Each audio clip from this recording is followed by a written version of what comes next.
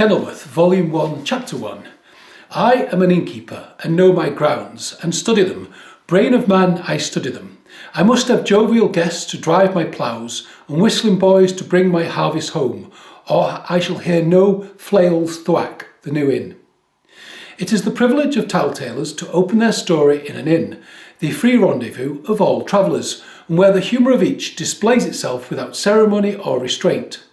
This is specially suitable when the scene is laid during the old days of merry England, when the guests were in some sort not merely the inmates, but the messmates and temporary companions of mine host, who was usually a personage of privileged freedom, comely presence, and good humour.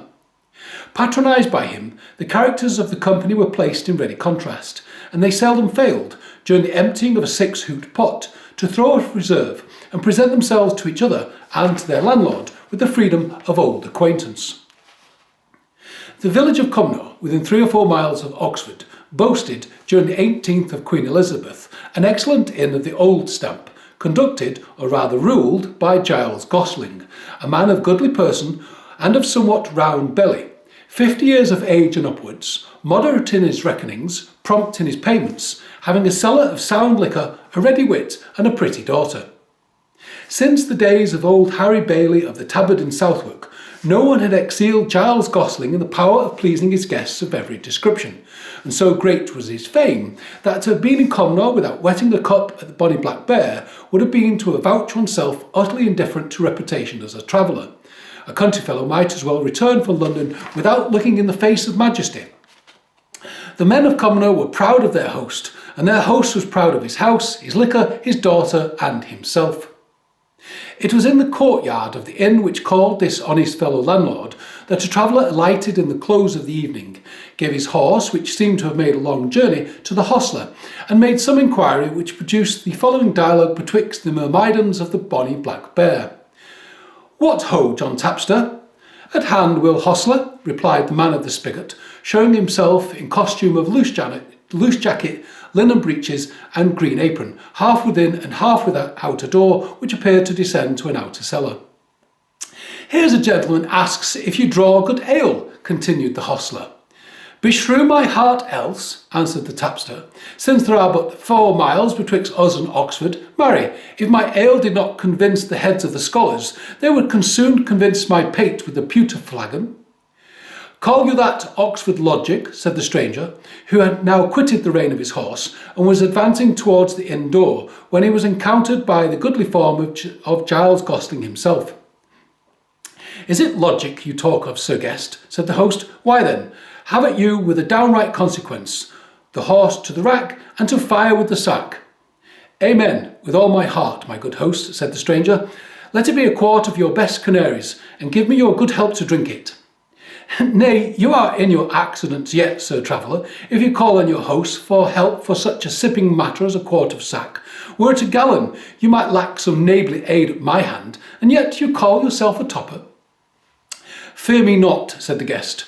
"I will do my devour as becomes a man who finds himself within 5 miles of Oxford, for I am not come from the fields of Mars to discredit myself among the followers of Minerva." As he spoke thus, the landlord, with much semblance of hearty welcome, ushered his guest into a large low chamber, where several persons were seated together in different parties, some drinking, some playing cards, some conversing, and some whose business called them to be early risers on the morrow, concluding their evening meal and conferring with the chamberlain about their night's quarters. The entrance of a stranger procured him that general and careless sort of attention which is usually paid on such occasions, from which the following results were deduced.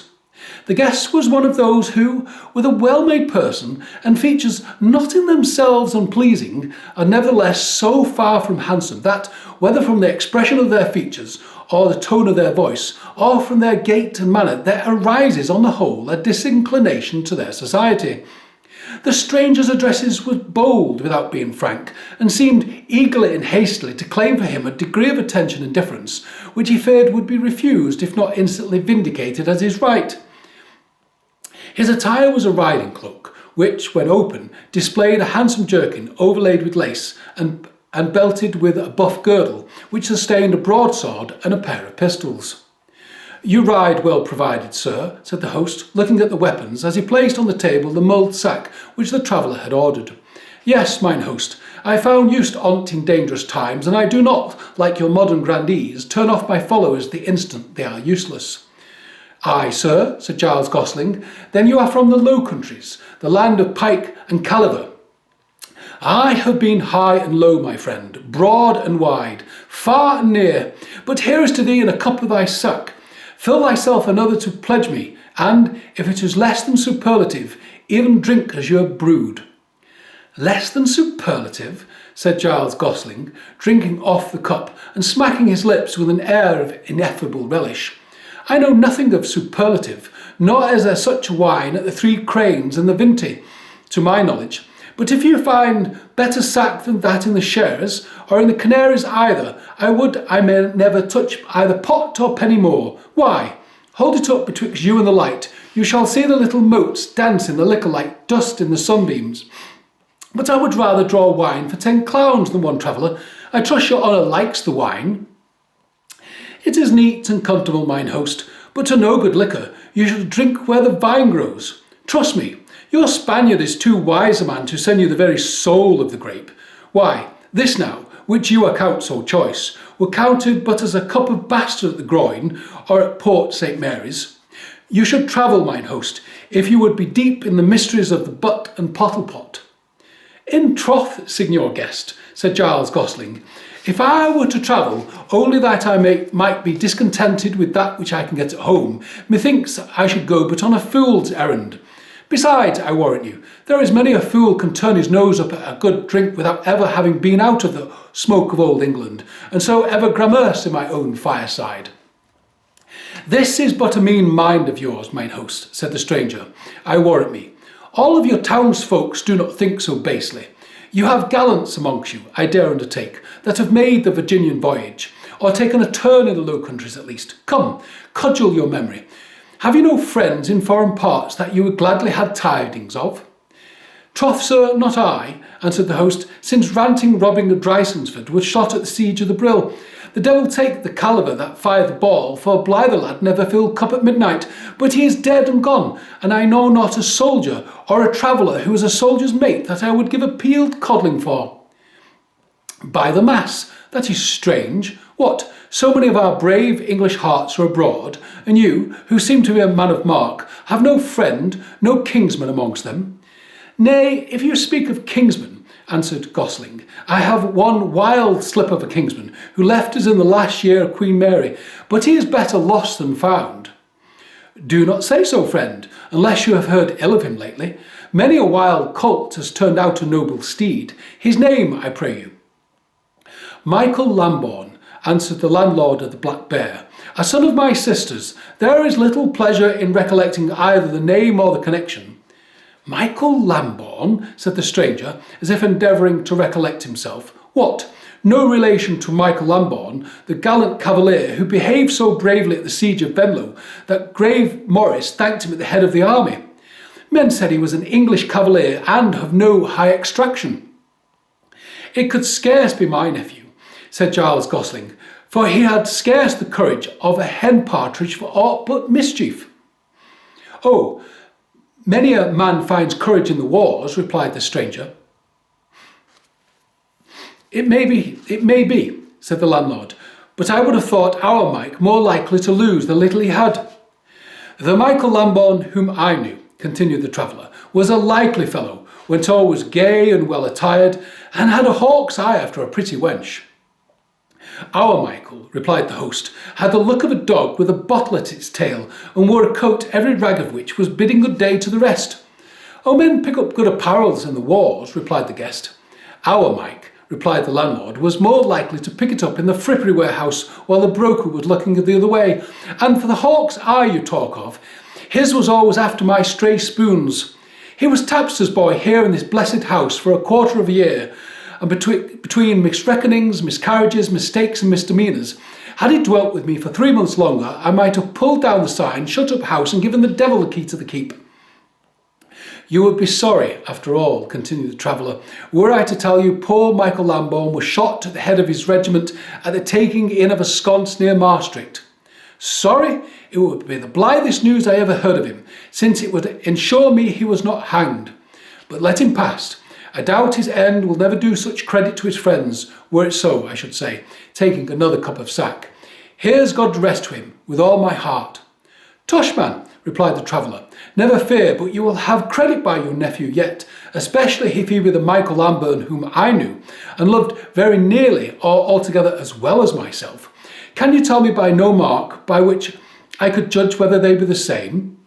Faith, none that I can think of, answered Giles Gosling, unless that our Mike had the gallows branded on his left shoulder for stealing a silver caudle cup from Dame Snort of Hogsditch.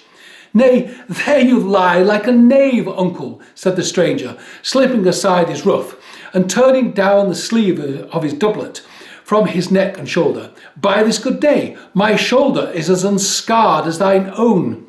What, Mike, boy Mike, exclaimed the host, and is it thou in good earnest? Nay, I have judged so for this half hour, for I knew no other person would have taken half the interest in thee. But, Mike, and thy shoulders should be as unscathed as thou sayest, thou must own the goodman Thong, the hangman, was merciful in his office, and stamped thee with a cold iron.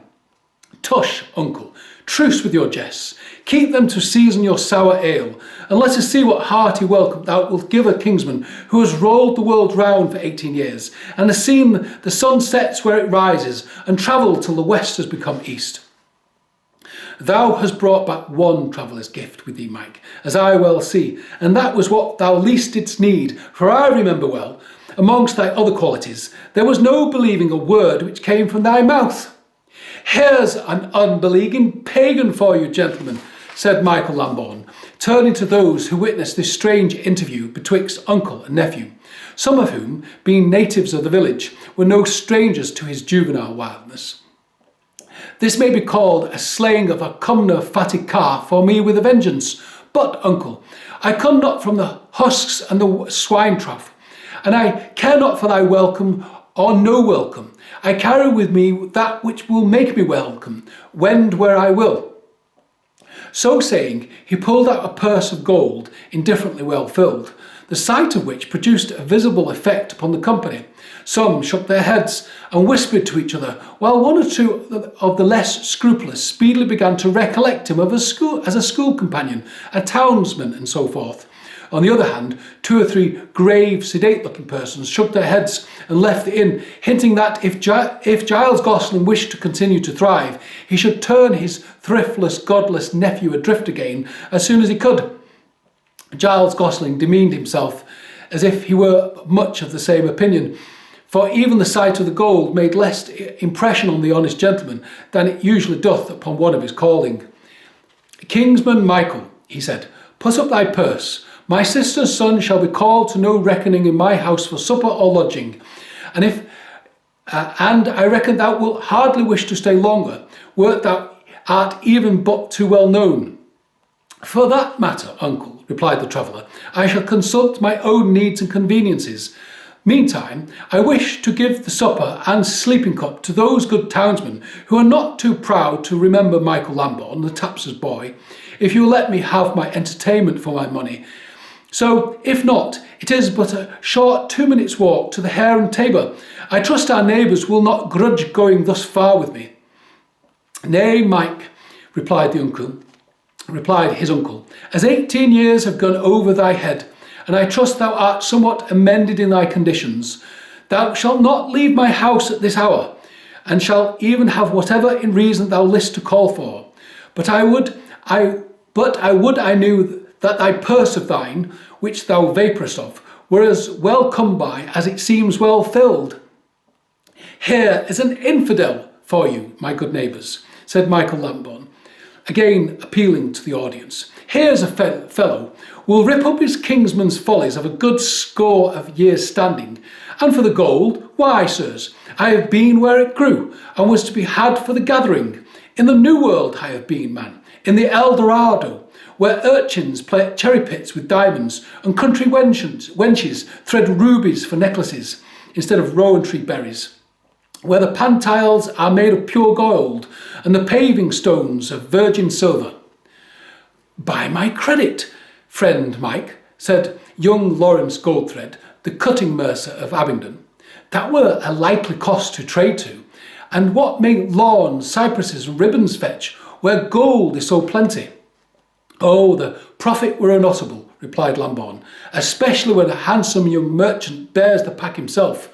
For the ladies of that clime and are bona robas, being themselves somewhat sunburnt, they will catch fire like tinder at a fresh complexion like thine, with a head of hair inclining to be red. I would I might trade thither, said the mercer, chuckling. Why, and so thou mayest, said Michael. That is, if thou art the same brisk boy who was partner with me at the robbing of the abbot's orchard. 'Tis but a little touch of alchemy to decoct thy house and land into ready money, and that ready money into a tall ship with sails, anchors, cordage, and all things conforming. Then clap thy warehouse of goods under the hatches, and put 50 good fellows on deck with myself to command them, and so hoist topsails, and hey for the new world. Thou hast taught him a secret, kinsman, said Giles Gosling, to decoct, and that be the word, his pound into a penny, and his webs into a thread. Take a fool's advice, neighbour Goldthread. Tempt not the sea, for she is a devourer. Let cards and cockatrices do their worst, for thy father's bales may bide a banging for a year or two, ere thou comest to the spittle. But the sea hath a bottomless appetite. She would swallow the wealth of Lombard Street in a morning as easily as I would a poached egg and a cup of clary. And for my kinsman's Eldorado, never trust me, I do not believe he has found it in the pouches of some such gulls as thyself. But take no snuff in the nose about it. Fall to and welcome, for here comes the supper, and I heartily bestow it on all that will take share, in honour of my hopeful nephew's return, always trusting that he has come home another man. In faith, kinsman, thou art as like my poor sister as ever was son to mother. Not quite so like old Benedict Lambourne, her husband, though, said the mercer, nodding and winking. Dost thou remember, Mike, what thou said when the ferule was over thee for striking up thy father's crutches? It is a wise child, saidst thou, that knows its own father. Dr. Brickcham laughed till he cried again, and his crying saved yours. Well, he made it up to me many a day after, said Lambourne. And how is the worthy pedagogue? Dead, replied Giles Gosling, this many a day since. That he is, said the clerk of the parish. I sat by his bed the whilst. He passed away in a blessed frame, maiore, maiortus sum vel feu mori. These were his latest words, and he just added, my last verb is conjugated. Well, peace be with him, said Mike. He owes me nothing. No, truly, replied Goldthread. Every lash which he laid on thee, he always was wont to say spared the hangman a labour. One would have thought he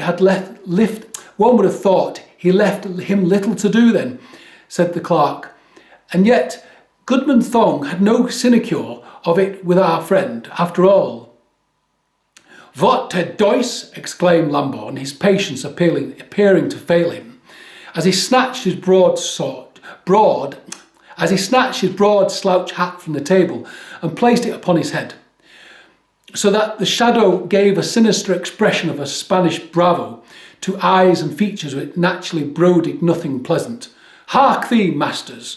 All is fair among friends under the rose, and I have already permitted my worthy uncle here and all of you to use your pleasure with the frolics of my nonage. But I carry sword and dagger, my good friends, and can use them lightly too upon occasion. I have learnt to be dangerous upon points of honour ever since I served the Spaniard, and I would not have you provoke me to a degree of falling foul. Why, what would you do? Said the clerk. Aye, sir, what would you do? Said the mercer, bustling in upon the other side of the table. Slit your throat and spoil your Sunday's quavering, said Sir Clerk, said Lambourne fiercely. Cudgel you, my worshipful dealer in flimsy sarsenets, into one of your own bales.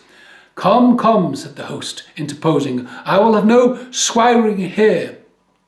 Nephew, it will become you best to show no haste to take offence, and you, gentlemen, will do well to remember that if you are in an inn, still you are the innkeeper's guests, and you should spare the honour of his family. I protest your silly broils make me as oblivious as yourselves, for yonder sits my silent guest, as I call him, who hath been my 2 days' inmate, and hath never spoken a word, save to ask for his food and reckonings, gives no more trouble than a very peasant, pays his shot like a prince royal, looks but at the sum total of his reckoning, and does not know what day he shall go away. Oh, 'tis a jewel of a guest, and yet, hang dog that I am, I have suffered him to sit by himself as like a castaway in yonder obscure nook, without so much as asking him to take a bite or sup amongst us. It will be the right guerdon of my incivility, were he to set off to the Hare and Tabard before the night grows older.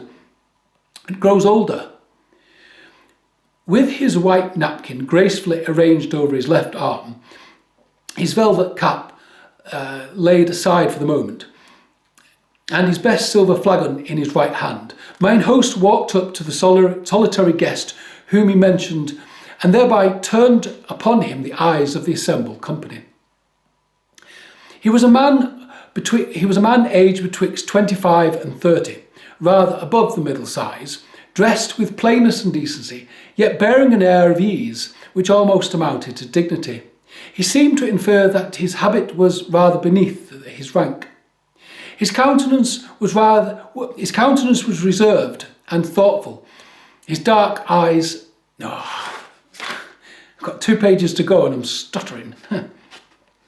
His countenance was reserved and thoughtful, with dark hair and dark eyes.